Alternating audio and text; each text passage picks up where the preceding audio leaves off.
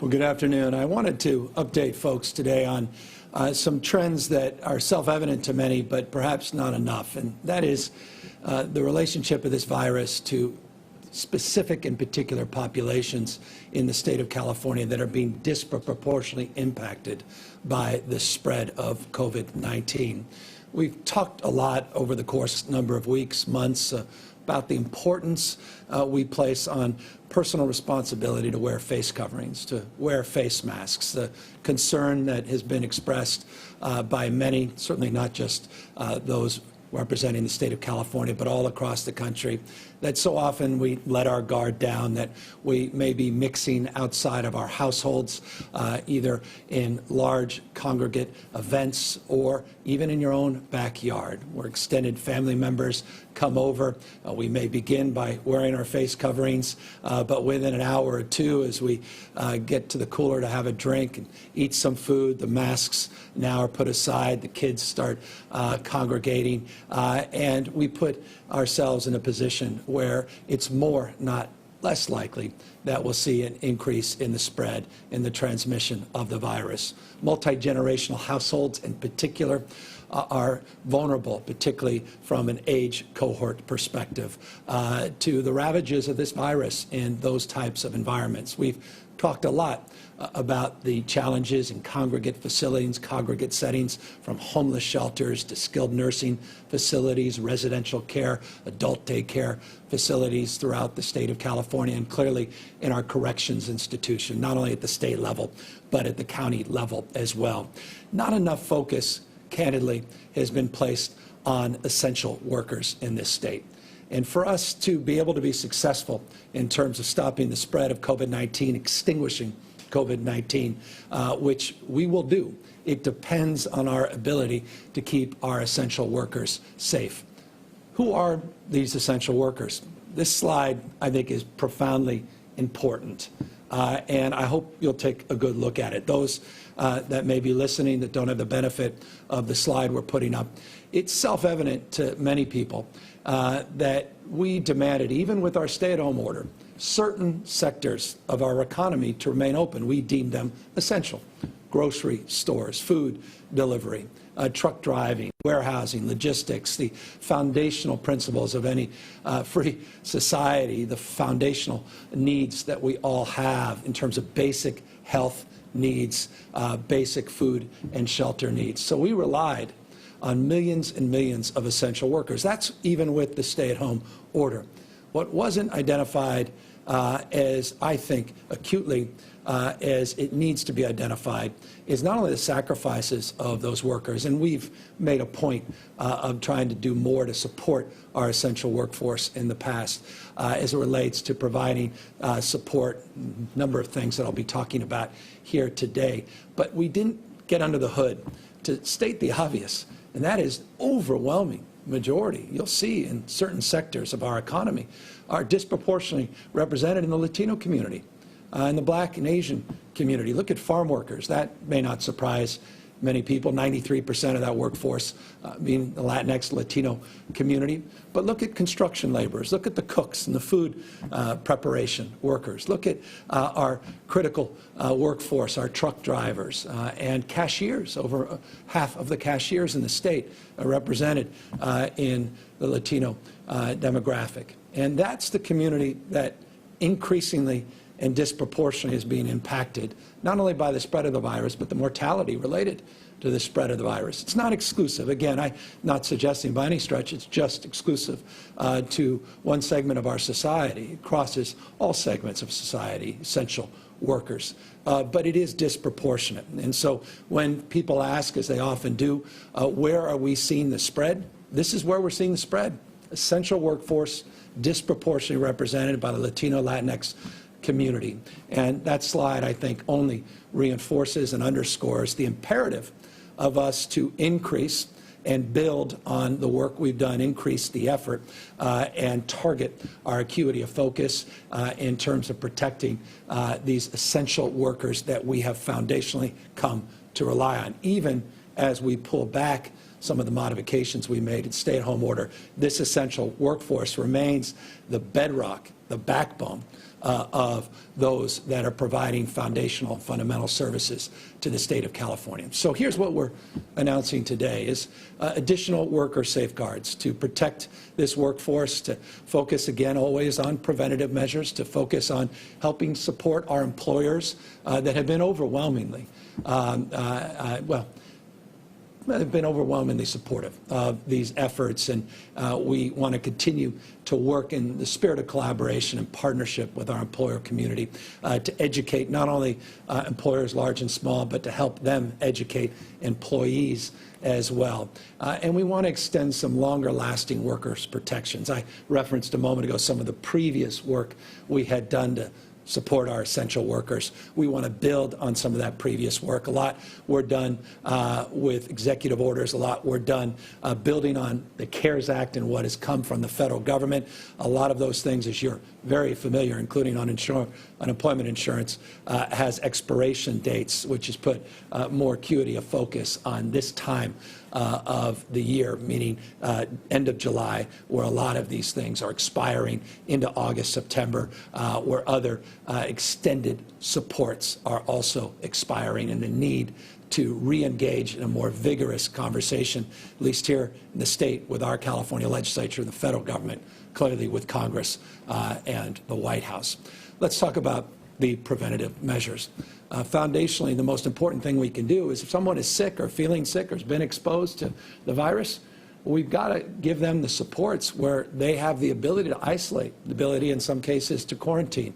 That may be easy in certain segments of society, certain cohorts that have the resources, maybe have the space, household space, may have the capacity to, go to a second home in maybe one instance, or even to expand part of their personal property and segment it off from other members' families. Others are stacked on top of each other. 3, 4 people living, in some cases, quite literally in the same rooms. I'll never forget a family in San Francisco I visited at a single-room occupancy hotel in the Tenderloin.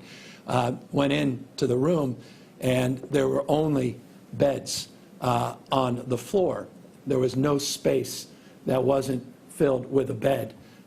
There was literally 8 people living in less than 100 square feet, stacked up quite literally on top and next to each other, a family. Just reinforces the exposure in that instance. What are we doing for those folks that are out there as bus drivers and folks out there as truck drivers? Folks, in that case, may have been working at a grocery store. If they are exposed or sick, we need to ensure that they can isolate and they can quarantine. So today, we are announcing some new efforts, additional efforts in this space. We had some temporary efforts in terms of providing supports for hotel rooms, subsidies, and the like. We want to expand that. We talked a lot about Project Room Key, point of pride as it relates to the work we've done for homeless. We want to build on the Room Key model, and we want to extend it to those that may need that support to be isolated and quarantined. So we're opening up a portfolio and identifying additional assets within that portfolio to provide expanded opportunities in that space, more resources in that space. Accordingly, we focus on that chart a moment ago in terms of agricultural workers. We have to do more to support some 626,000 crop workers that come in this state and live here year-round in the state of California. 626,000 crop workers in the state. You have a lot of temporary housing as relates to the seasonal workforce. Done a lot down in Monterey, increasingly now not just on the California Central Coast, but now in California Central Valley. We need to do more for our agricultural and farm workers. And so we have a housing and harvest partnership that demonstrably led by providing facilities, providing access to quarantine and isolate individual farm workers in Monterey. We're going to build on that. They've done an incredible job in this state supporting ag workers and farm workers, agricultural workforce and farm workers. I want to thank the ag industry. They've been very supportive of that program, and we're going to expand access to that program and provide more supports, particularly in the Central Valley, not just the Central Coast in the state of California. And that's something else we'll be doing. And I can't impress upon you more when you go to the grocery store and you have the abundance that doesn't exist in almost any other part of the globe at the scale and scope it does here in a dense urban setting, at least a remarkable place we call home here in California. You go to that store and you see that abundance, don't forget the folks that made sure to make that abundance available to you. And we have to make sure that we have an abundant mindset in terms of helping support these workers and make sure that they're safe, they're healthy, because of the essential nature of their incredible contribution to this state and our nation. Accordingly, we need to build a public awareness campaign.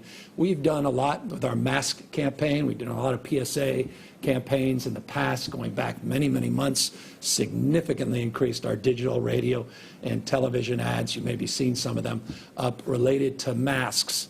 Now we want to increase that campaign to reach more employers, workers, as well as families. A Know Your Rights campaign, basically educate individuals about guidelines, about what we've been putting out in terms of sectors and how to keep people healthy and safe. If I reflect back with objectivity, and I often do this, one must, because you can't be ideological about any of these endeavors. When we began to reopen our economy, we focused so much on when, but we didn't focus enough on how to not only do it, but to educate individuals, not just the sectors in our economy, the business owners in our economy, but individuals about what those guidelines are. I recognize that, and we have a responsibility to now really call that out and do more in this space. And that's exactly what we'll be doing, building on the existing public awareness campaign, but a whole new scale. We've been talking to legislative leaders about some support. We've obviously generated, and I've made this point on many occasions, a lot of philanthropic support in this effort, as well as federal support in this effort. We're now going to step up those efforts in a much more targeted and a much more focused way.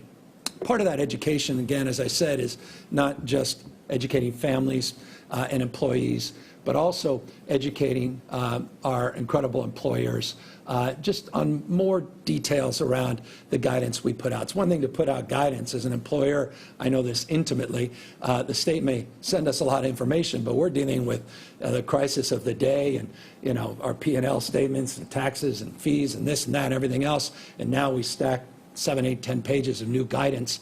It's difficult to get through all that. So we're putting out these new handbooks today that just simplify the guidance, make it easier for our employers to get that information, be able to share that information. We're also looking at best practices, sharing those best practices and the like. I want to thank my Jobs and Economic Recovery Task Force. They've been so instrumental for months helping us work, because it's truly a representative group of business leaders on helping us with the guidance. But they also made a point, which I agreed with, and now we're socializing with you, that we could do more to simplify that handbook, that guidance, and offer more guidance around best practices. And so we are advancing a much more proactive education effort to help businesses comply. It's not about being punitive. It's about educating for compliance. And that includes testing information that we announced a few weeks ago. Dr. Galley announced some new testing criteria in the state. We're moving forward with advancing those, but one of the most critical is the fact that health plans now have responsibility to pick up costs associated with testing for employees, and we want to make sure that becomes more, we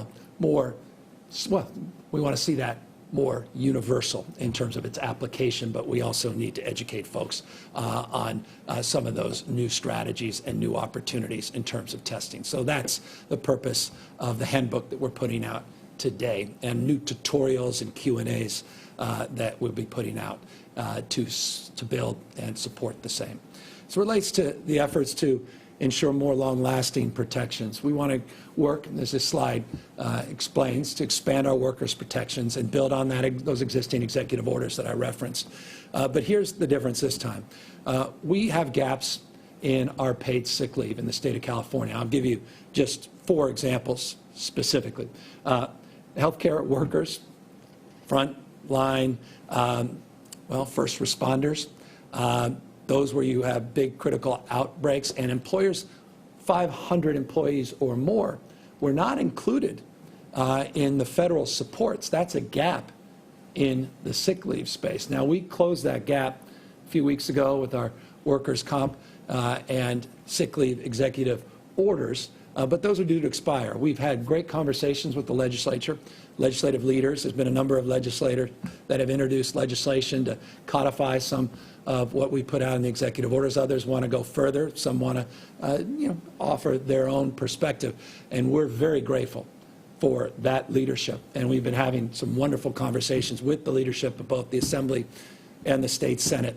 And we are committed to a process, have been, and continue to be, and we want to now make this more abundantly clear, more publicly, to move quickly now to strengthen, through this legislative partnership, our paid sick leave, as well as our workers' comp for at-risk workers. Again, we want to open the economy quickly.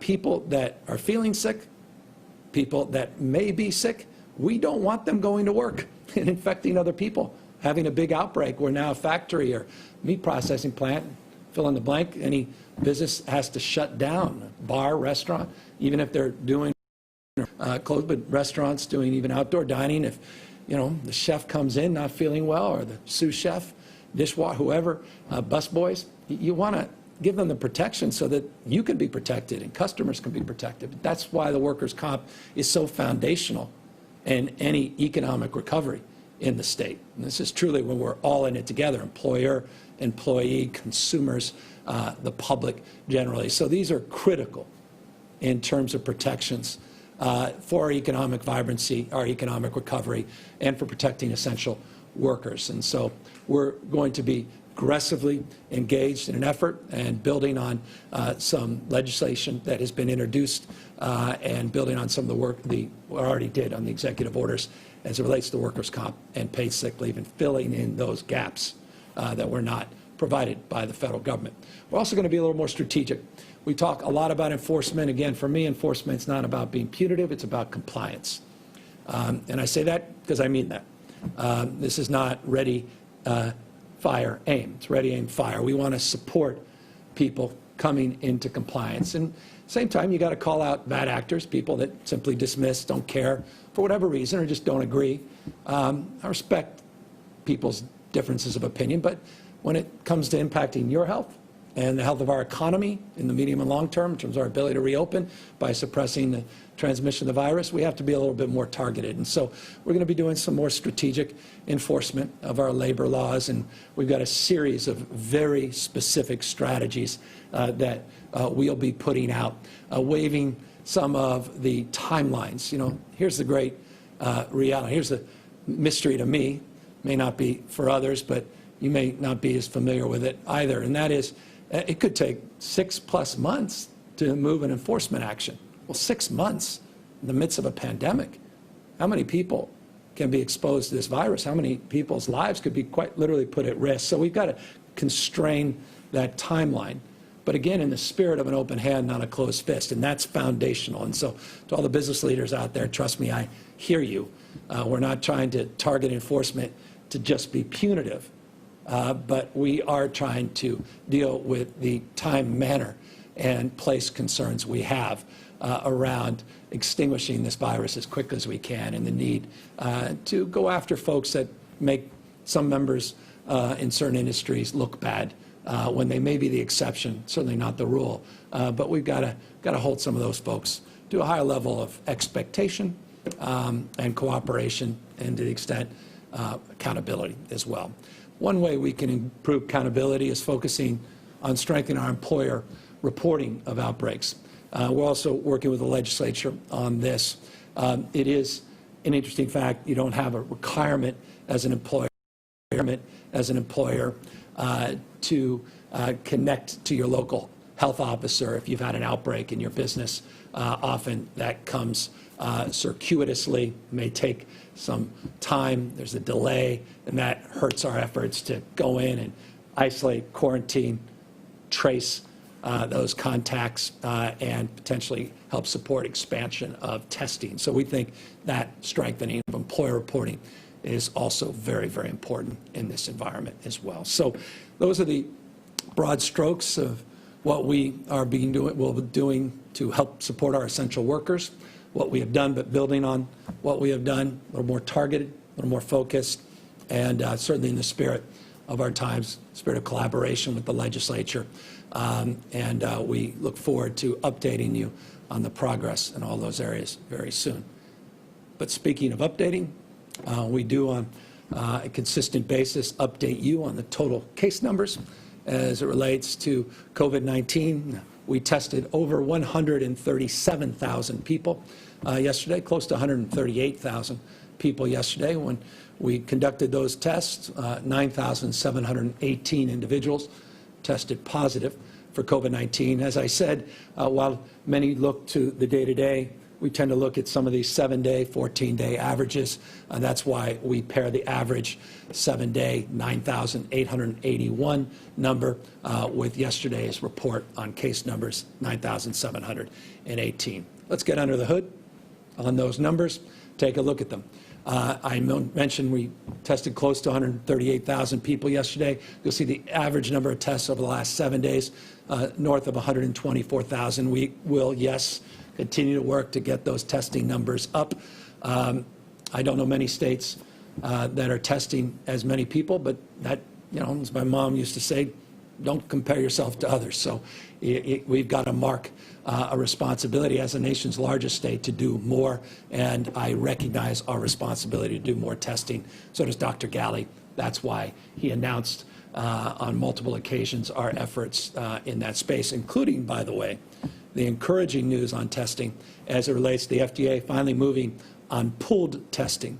And so we'll be pushing that very, very aggressively. We're working collaboratively with Kaiser and Sutter as healthcare systems who've been incredible partners with our efforts to date.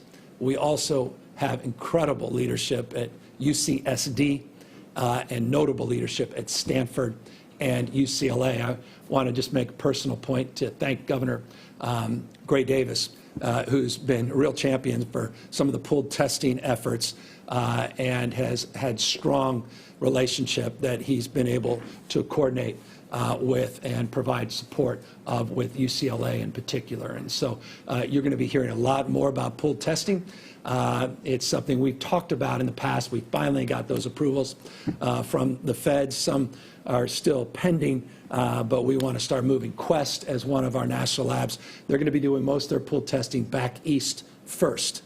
But that's not going to delay our efforts as we're going to pursue our own efforts here in the state of California. Dr. Galley will talk a lot more about that. I look forward to talking to you a lot more about that as well. So we're going to be more creative in this space. And then we may have a little bit of surprise related to a new strategy next week related to testing that I'm also looking forward to making public, a new partnership for more innovation in this space. A little preview, an announcement next week.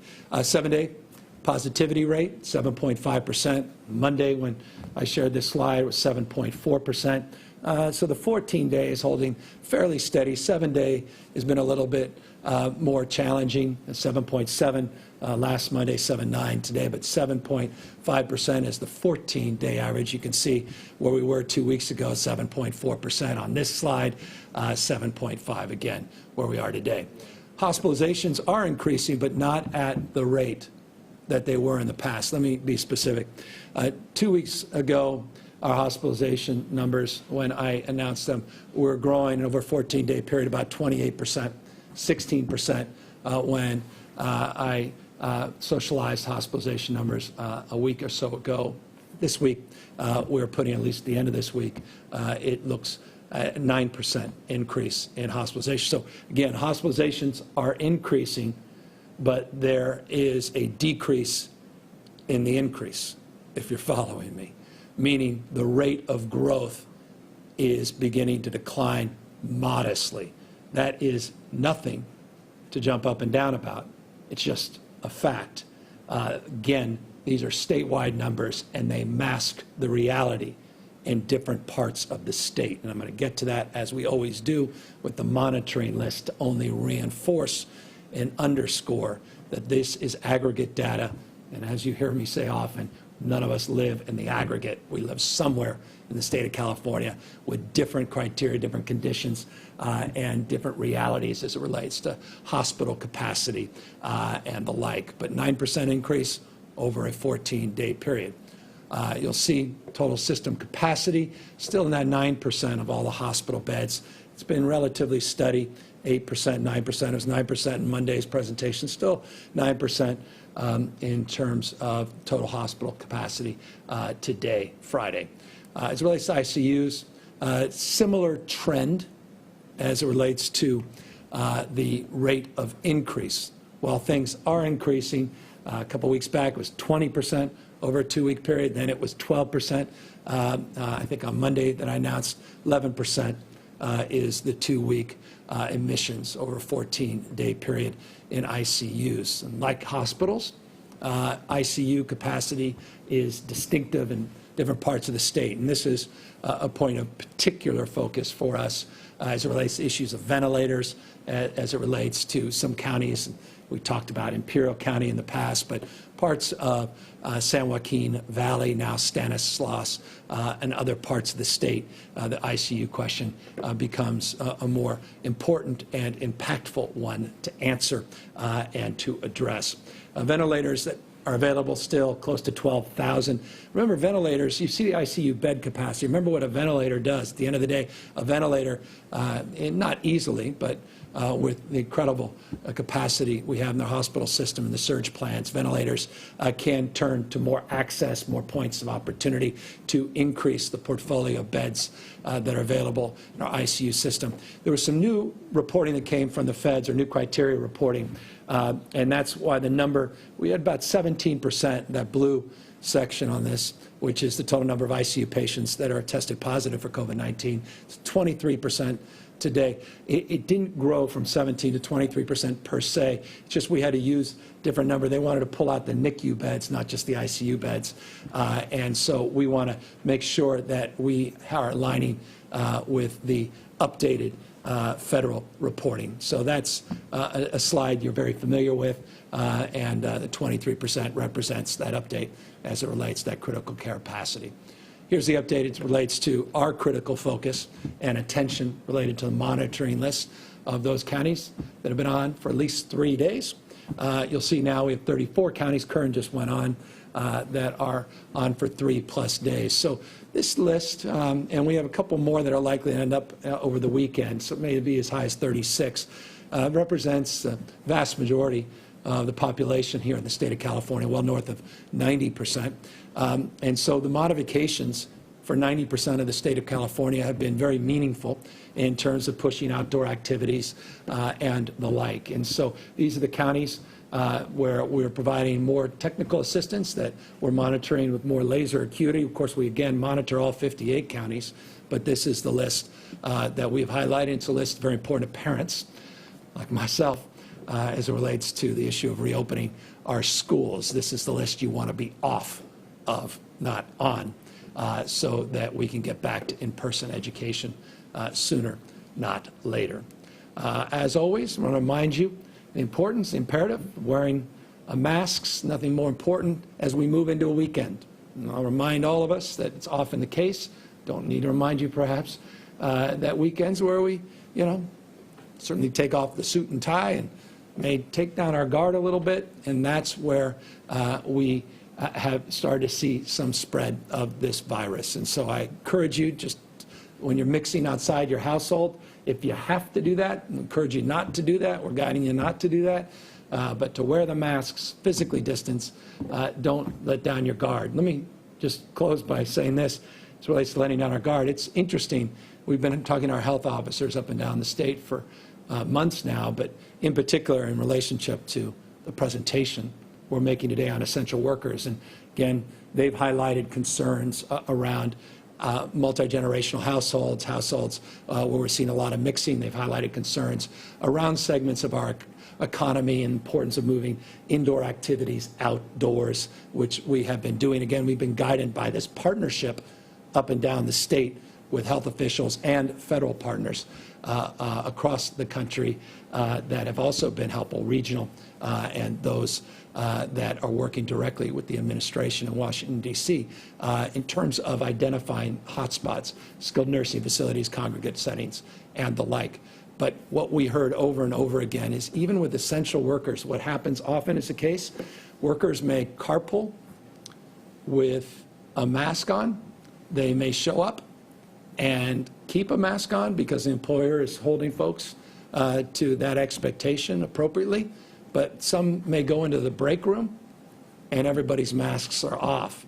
And we've heard that example by multiple health officials in different parts of the state, which just reinforces how easy it is to forget that, you know, we could be 90% pure in terms of our efforts and intention, 100% in terms of our intention, but our efforts sometimes run 90%, which is impressive. But when it comes to this virus, it takes advantage of those moments. This virus takes advantage when we turn the other way, or we just think, okay, I'm just going to make a quick exception here. That's when this virus is its most potent. So I just encourage people physically distance, wear their masks. You do both, and you stay out of large crowds. You are very likely to significantly reduce the spread of this virus, including your own capacity to get it.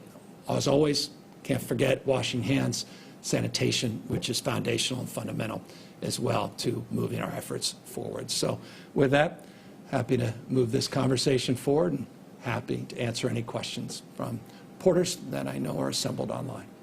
Marissa Perlman, CBS 13. Governor, how are you? With counties like Stanislaus and San Joaquin County in a healthcare crisis, San Joaquin County seeing 138% over bed capacity, struggling with staffing. Can you clarify why none of these counties are tapping into your health corps? You know, you've been saying there are 35,000 health corps members ready to be deployed to assist with this crisis.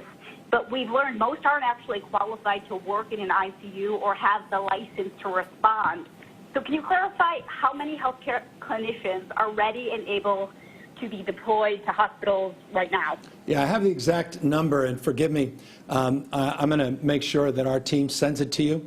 But we did just get an updated number. As you know, we have over 90,000+ people that filled out an application, but not all of them were licensed. Not all of them met the criteria and our expectations. Roughly 35,000, as you suggest, did. Not all of them active. We currently, and this I do know, 18 different cohorts have been supported, segments of our economy, skilled nursing facilities, hospitals, other settings, CDCR, in our prisons, by our health corps teams.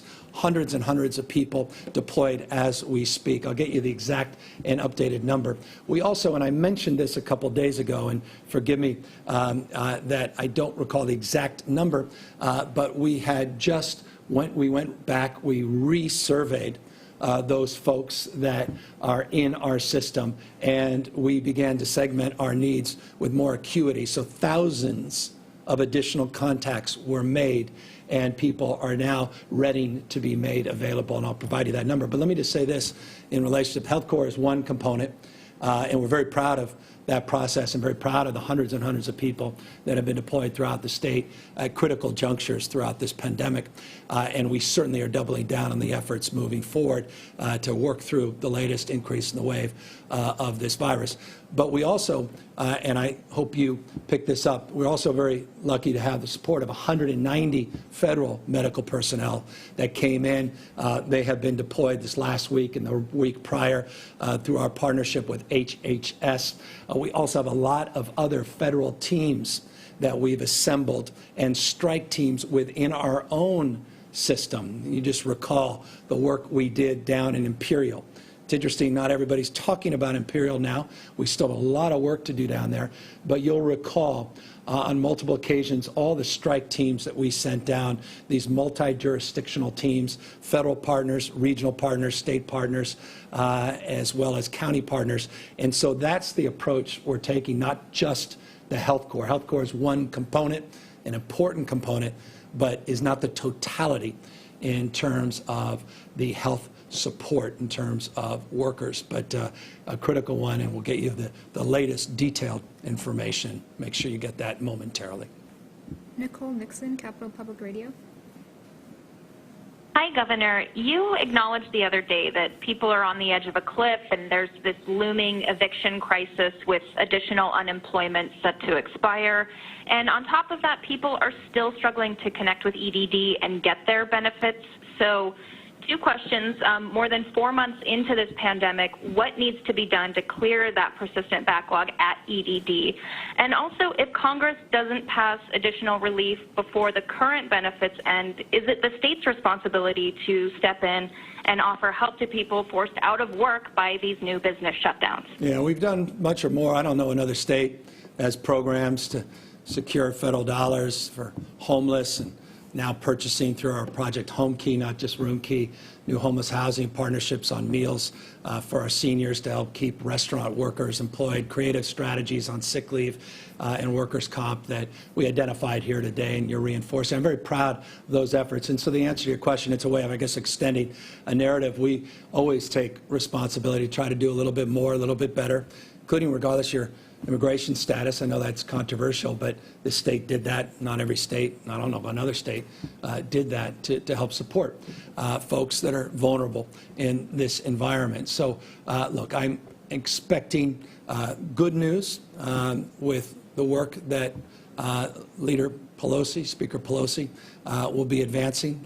If she wasn't there, I wouldn't be as confident in that statement. But because she's there, I have deep confidence in her capacity to pull something off, important to pull something off that directly addresses the issue, not just on unemployment insurance, but getting checks in the pockets of those that have been impacted by COVID-19. Look, as it relates to the prior question, as it relates to a component of your question related to EDD, look, $4.8 billion has been distributed this week at EDD. 7 million people have, just since March 12th, received unemployment insurance benefits. I don't think there's another state comes close in terms of just processing. So we're dealing with a scale and scope, not an excuse. 5,600 people, 5,600 people.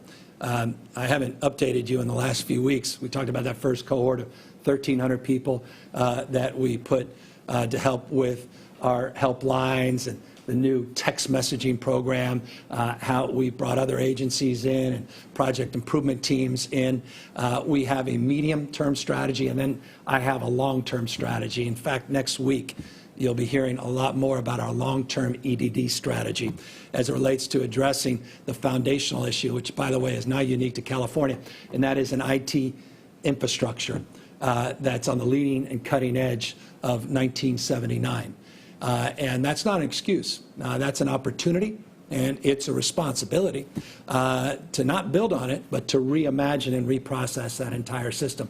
So don't think for a second we have not been focused on the medium and long term, and then just addressing the adequacy of getting those very difficult individual claims where something is just not clicking in terms of the information provided or the response back in a timely manner, and to deal with all that backlog. So you're going to hear a lot more about that and next week, and what EDD will be doing in addition to all the new people that we put on the problem, but how we solve the problem once and for all.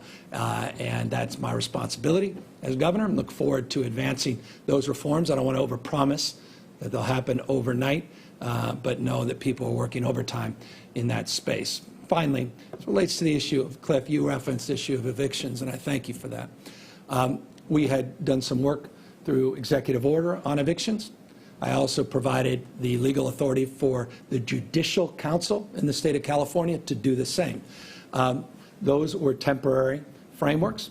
We are working with two legislative leaders, Caballero and Chu in particular, leadership in the Senate and the Assembly, and partnership, spirit of collaboration, and deep urgency to work on that issue. I made that point. There were a number of you that asked a question about that a few days ago. I'll just say it again, that we are working with the legislature and working with tenants groups and property owners, apartment owners, and the like, large and small, owners to see what we can do to strengthen our protections, because, yes, we are concerned, as all of us should be, about a lot of these temporary fixes going the wayside, and our need to put together a further bridge, at least through the end of the year, perhaps longer, to work through this so that we can avoid the most significant impacts that this virus has had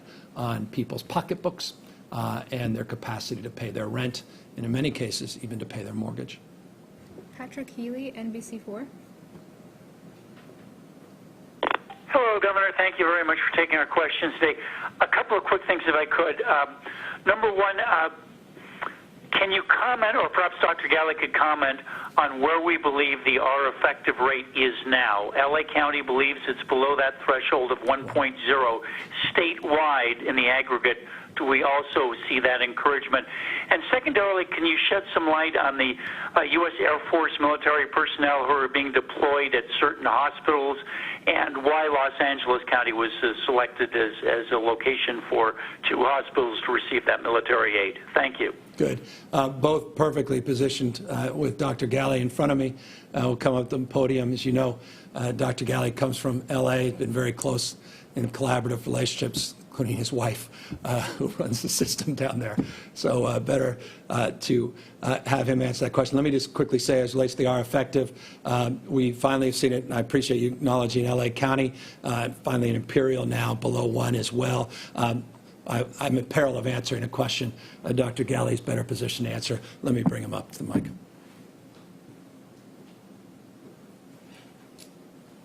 Thank you, Governor, and thank you for the question. Indeed, as the Governor describes, we don't live in the aggregate. The R effective throughout the state is different. We have some counties below 1, and remember, all that means is that a single person who's infected today is going to infect that number of people next. So when you drop below 1, it means you're starting to drop your number of cases, the level of transmission in your community, and hopefully if that maintains, you'll see the cases drop down, then the impact on the hospitalization and the ICU levels as well. So good news when you drop below 1. Imperial County, LA, some others are below 1. Others are hovering around 1.1, 1.2, 1.3. And what that means is that more people over time will become infected. So even though we look at the statewide number that's somewhere between 1.1 and 1.3, we notice that some counties are going to be on the upward of transmission and others are going to be decreasing. So we watch that closely, and some of the encouraging news in some of our counties is really tied to that R effective being below 1, and then others where we consider they're hotspots, some of those Central Valley counties are above 1, and we're working hard to make sure that they have the resources around staff and testing, wearing the mask, really delivering the message in those essential workplaces that the Governor has done today, working with our local partners to ensure that that number starts to come down all throughout the state.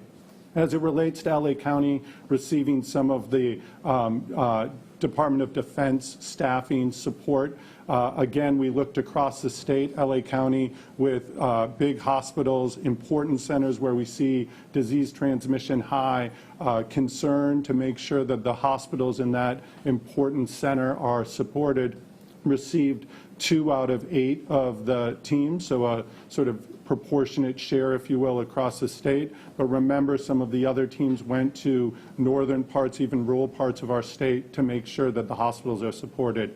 We also will continue to work with our federal partners to ensure that that staff can be moved to strategic places throughout the state when necessary. So we'll continue to work with LA, we'll continue to work with the Bay Area counties and all counties throughout the state to make sure staffing there, as well as our health corps staff, are deployed strategically to make sure patients get the level of care that they need, and that staffing doesn't become the issue around delivering high quality care throughout the state. Thank you, Doctor. Next question. Jackie Fortier, KPCC. afternoon, Governor. An LA Times story published today found that the state health department knowingly sent state inspectors from nursing home to nursing home without first testing them for COVID-19. Given the huge number of cases and deaths linked to nursing homes, why aren't state inspectors required to be tested routinely, and has that changed? Yes, it has. We're raising our standards. We're requiring for every sector that an inspector is inspecting that they meet the same criteria that's established within that sector. So that has been changed. It is, forgive me, in the lexicon of government, a meet and confer issue with our bargaining units, but we will raise that standard. Kathleen Renane, AP. I just want to understand exactly what you're announcing today. Are you signing any executive orders or public health orders today in relation to the things that you've talked about?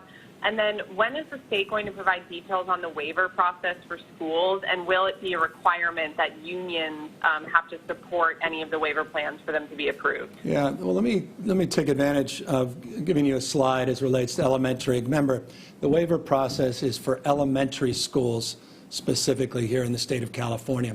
And the requirements work along the lines you see posted now. Those of you that don't have the benefit of a television set or the ability to read the slide, it's about partnerships that need to be initiated with requesting a waiver with labor, parents, community-based organizations to allow for in-person instruction, again, for elementary schools specifically, in partnership with local health officials.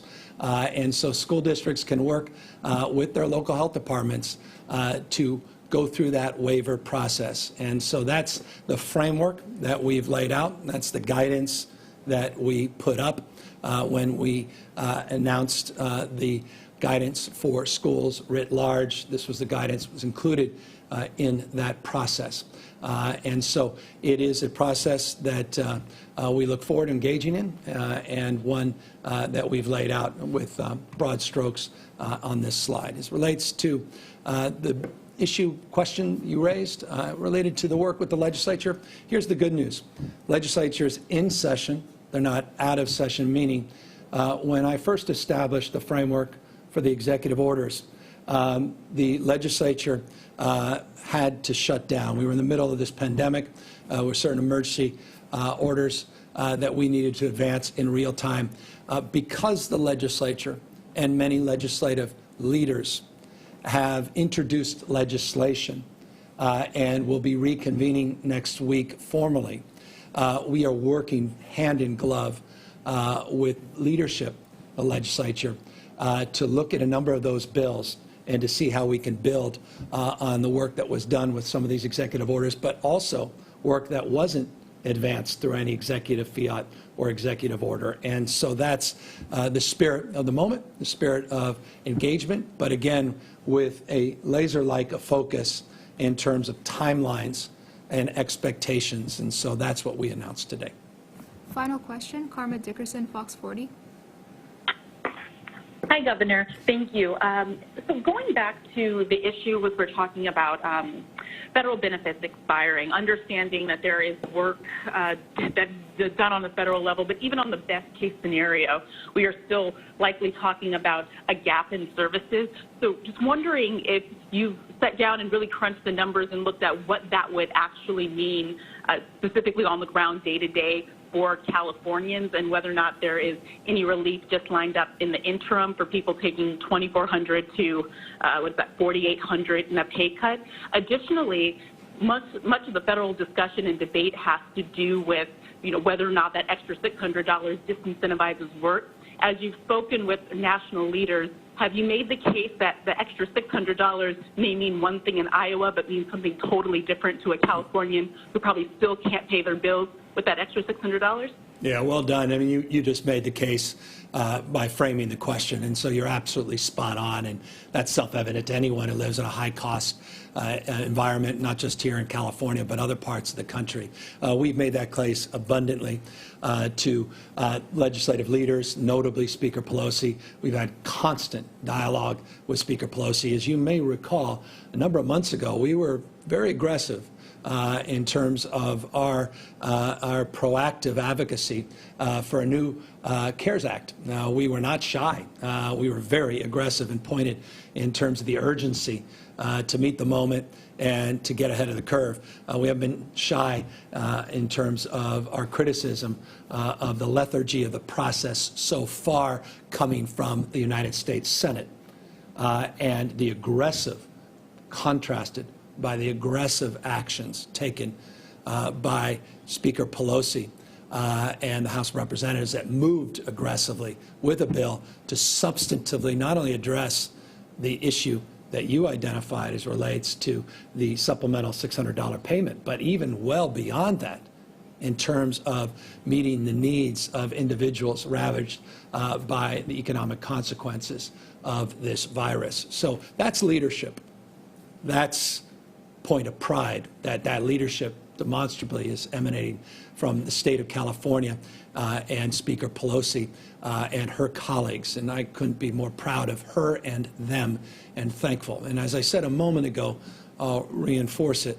I have great expectations because of her tenacity, her experience, her insight, her fortitude, her ability to run circles around so many others in terms of how process works and how one conducts themselves in terms of those deliberations. And so I'm going to continue to lean in terms of the expectation that they're going to do something bold. That said, yes, we have gamed out not only as it relates to the individual contributions that individuals have gotten related to federal supports, but you saw in our budget all the additional money we put in.